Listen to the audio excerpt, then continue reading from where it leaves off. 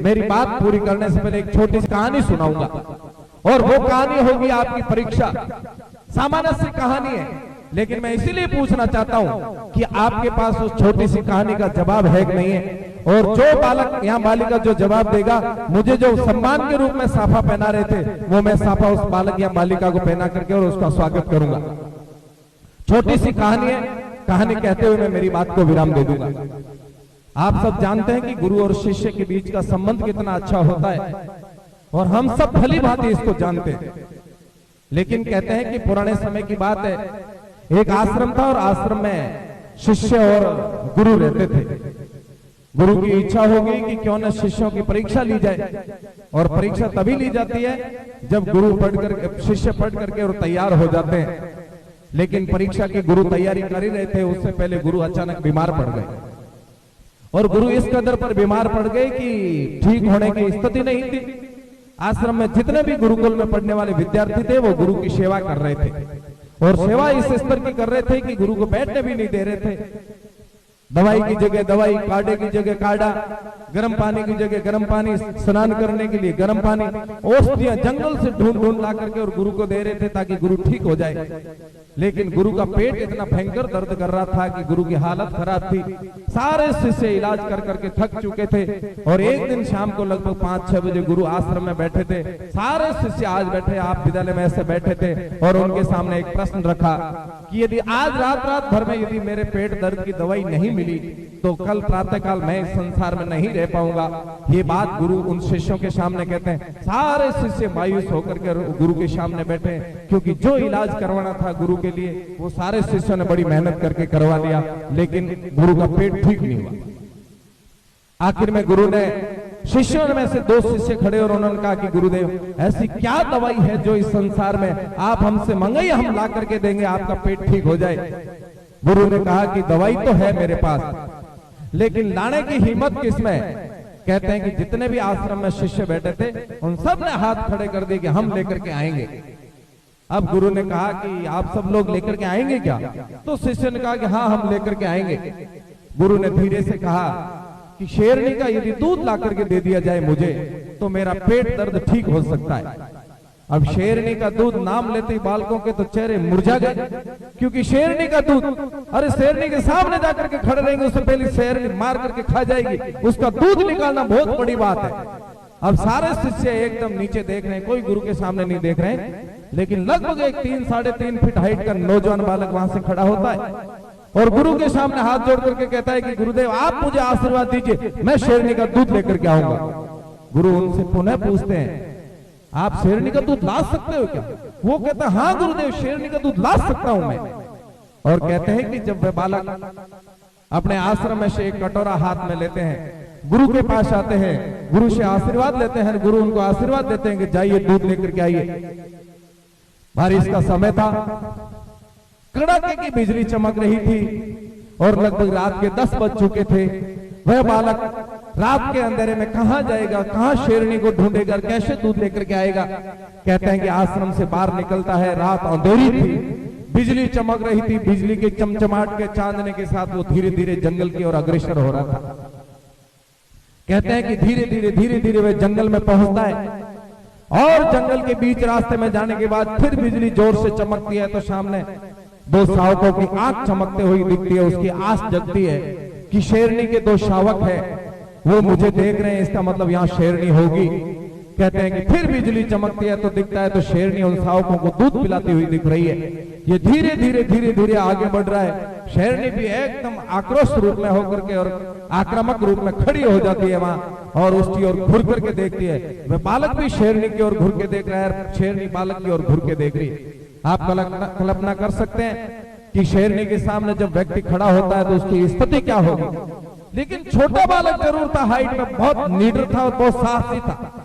वो धीरे धीरे एक कदम और शेरनी की ओर आगे बढ़ाता है, 2 कदम शेरनी इनकी ओर आगे बढ़ाती है, फिर ये 1 कदम शेरनी की ओर आगे बढ़ाता है, शेरनी फिर 2 कदम आगे बढ़ाती है। ऐसे करते करते एक दूसरे के दोनों नजदीक चले आ रहे हैं। लगभग बीच में 10 फीट की दूरी रहती है, और वह नौजवान बालक शेरनी के सामने हाथ जोड़ करके कहते हैं कि हे माँ भवानी, मेरे गुरु का पेट दर्द हो रहा है और मैं इतनी साहस जुटा करके आपके पास आया हूं और आपसे मात्र आपके दूध की भीख मांग रहा हूं। मेरे गुरु का पेट दर्द आपके दूध से ठीक हो सकता है, आप मुझे दूध देगी क्या? कहते हैं कि एक पशु के सामने इस प्रकार की जब विनती करता है तो वह शेरनी हल्का सा इशारा करती है अपनी गर्दन से, और दो शावक जो शेरनी के दूध पी रहे थे वो धीरे से एकांत साइड में हो जाते हैं। ये नौजवान बालक आगे बढ़ता है और शेरनी का दूध निकालता है। शेरनी का दूध निकाल करके पुनः उस शेरनी को प्रणाम करता है और वहां से निकल जाता है। कहते हैं कि अंधेरी रात थी, जंगल से जब वो लौट रहा था धीरे धीरे आश्रम की ओर बढ़ा। जब आश्रम की ओर प्रवेश कर रहा था तब तक सूर्य की किरणें निकलने वाली थी, प्रभात का समय था। सारे आश्रम के बालक जितने भी शिष्य थे वो सारे इंतजार कर रहे थे कि ये छोटा सा बालक कहाँ गया है, शेरनी के सामने दूध लेकर के आएगा कि नहीं आएगा। इस प्रकार की आपस में चर्चाएं चल रही थी। बहुत गमगीन माहौल था उस आश्रम का, क्योंकि हमारा जो एक साथी गया है वो वापिस लौटेगा कि नहीं लौटेगा। प्रातःकाल एक तरफ सूर्य की किरणें निकल रही है, वह बालक आश्रम में प्रवेश करता है। कुछ शरारती बालक उसको चिढ़ा रहे थे कि ये तो दूध बकरी का लेकर के आया होगा, कुछ कह रहे थे गाय का लेके आया, कुछ कह रहे थे भैंस का लेकर के आया होगा। लेकिन वह बालक सबकी बातों को छोड़ते निडर होकर के आगे बढ़ रहा था। दौड़ते वो गुरु के सामने जाकर के खड़ा होता है और गुरु को कहता है कि गुरुदेव ये लीजिए शेरनी का दूध और आपका पेट ठीक हो जाएगा। कहते हैं कि गुरु एक घूंट दूध पीते हैं शेरनी का और उनका पेट दर्द ठीक हो जाता है, एकदम स्वस्थ होकर के गुरुदेव और सभी आश्रम में पढ़ने वाले शिष्यों को कहते हैं कि आप सब लोग आश्रम में चलिए, मैं आपके सामने आकर के बात करूंगा। कहते हैं कि गुरु उन सब शिष्यों के सामने आते हैं और उन सब बालकों को कहते हैं कि मैंने आप सबकी परीक्षा ली थी और ये केवल 3.5 फीट का नौजवान बालक इस परीक्षा में पास हो गया।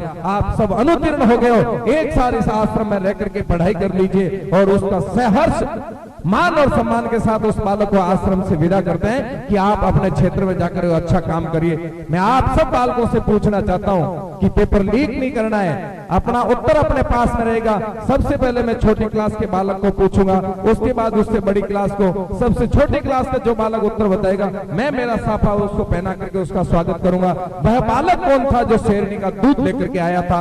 आप जिसको भी उसका उत्तर आए अब अपनी योग मुद्रा से हाथ छोड़ करके केवल हाथ खड़ा करेंगे जिस बालकों को इस कहानी का उत्तर आता है।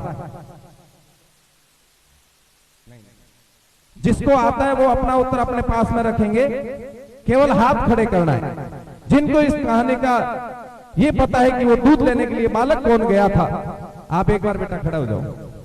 जिसको आ रहा है वो, हाँ आप हाथ खड़ा किए खड़े हो जाओ, आप बोलना नहीं है उत्तर। और किसी को आता है क्या? आ जाओ, आप भी खड़े हो जाओ। चलो आप दोनों मंच पर आ जाइए।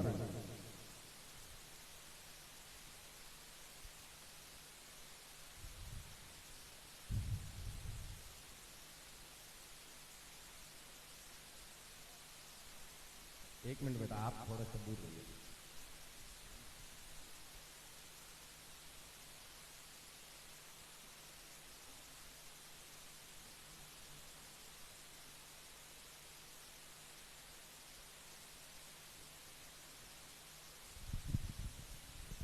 बहुत अच्छी बात है।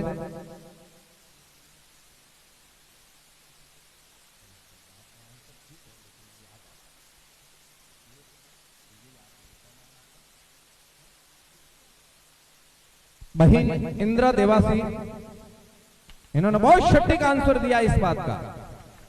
और उस बालक का नाम था शिवा। क्या नाम था? एक बार सब बोलेंगे, क्या नाम था? शिवा। और जिस दिन वो उस आश्रम से पढ़ करके निकले उस दिन के उनके नाम के आगे क्या लगा दिया? छत्रपति शिवाजी। क्या लगा दिया?